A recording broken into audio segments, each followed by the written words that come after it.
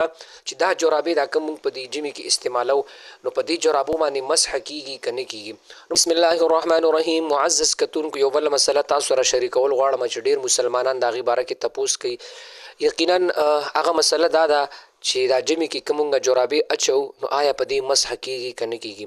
موسم د جمی دی نو لہذا اکثر دا مسلې مخې ته راځي.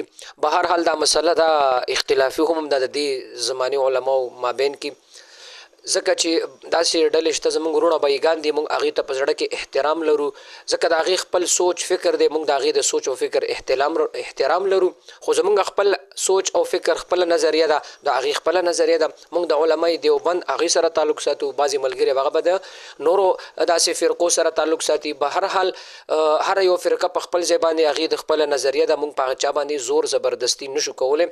نو زه به تاسو ته د خپل علمای دیوبند د نظریې لاندې دا مسله بیان هغه دا ده چې دا جرابې دا کوم په دې جمی کې استعمالو نو په دې جرابو باندې مسح کیږي کنه کیږي.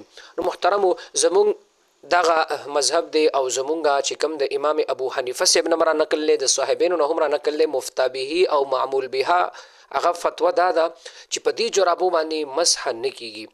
محترمو ځکه مسح دې ته ویلی چې داسې سرمنه په خپو باندې وي چې په هغې باندې ته مسح کې نو لاندې تې اوبه لاړې نشي، نو دا مسح دې دپاره وي. او دا جرابې خو محترمو دا د پیغمبر علیه السلام زمانه کې اول ویم نه، دویم دا خو اوس جوړې شوي دي. او بله خبره دا ده چې د نبي علیه صلات والسلام په زمانه کې چې کومې جرابې او هغه لفظ د جرابین ورته راغلی دی هغه به موضوع وي، خفین چې ورته ویلی شي هغه به د سرمنې وي، د بره به هم سرمنه وه لاندې به هم سرمنه وه.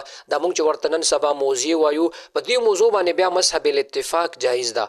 خو به هر حال دا کومې جرابې چې مونږ اچو دا ډېره لویه مسله ده، خو به هر حال د خپلو ملګرو دپاره ما شریکه کړله چې تاسو په دې باندې مثال پوه شئ. نو زمونږ دا نظریه ده زمونږ د علمای دیوبند چې په دې جرابو باندې مسح نه کیږي، که چا وکړله د هغې اودس نه دی شوی او داسې سړی که چېرته جمع ورکوي نو په هغې پسې بیا زمونږ مونځ هم نه کیږي ځکه چې هغه خپو وینځل لازم دی او د دا وینځل نه دي کړي، یا چې دا مسح جایز ده خو په هغه چې کوم د سرمنو والا موزه وي او د سرمنو والا موزه هم نه ده، دا خو د تار والا موزه را دي نه اوبه هم لاندې ځي، دې کې سفر هم نه کیږي. به هر حال نو دا ما درته ویلې دا بعضې ملګري کیدای شي په دې باندې اعتراض هم وکړي، خو به هر حال زمونږ خو دا ډیوټي ده چې خپل زمونږ د نظریې کوم ملګري دي هغه خپل د خپل مذهب د خپل هغه سوچ فکر نه خبر کو.